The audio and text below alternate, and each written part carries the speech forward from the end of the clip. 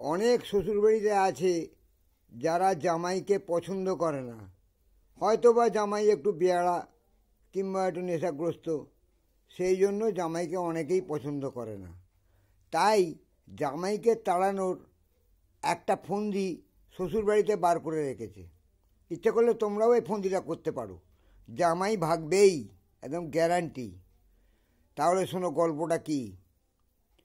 একটা গ্রামের একজন মেয়ের বিয়ে হয়েছে। মেয়ের বাবা ভালো লোক, তার পরিবার বলতে দুটো মাত্র ছেলে আর একটাই মেয়ে। এইবার জামাই ষষ্ঠীর দিন জামাই আসছে, প্রথম জামাই ষষ্ঠী। তখন বিয়ে দেওয়ার পর 1 বছর পর জামাই ষষ্ঠী।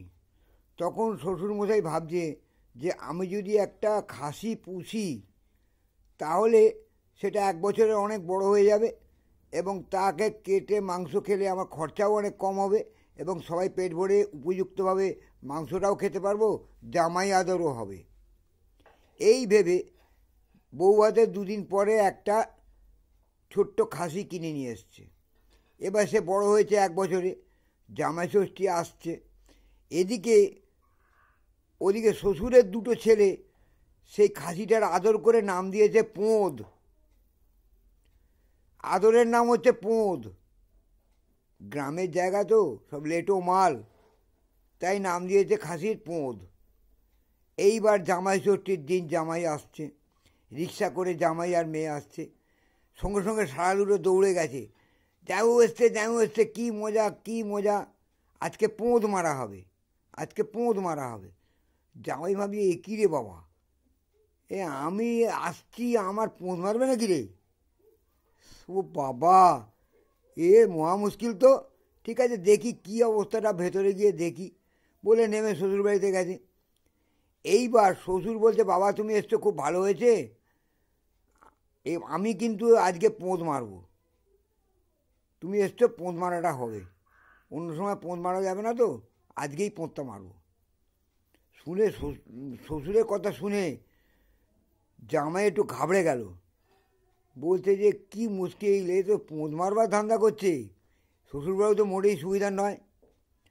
তখনও শাশুড়ির কাছে গেছে, মাকে প্রণাম করেছে, বলছে মা মা আমি এসছি।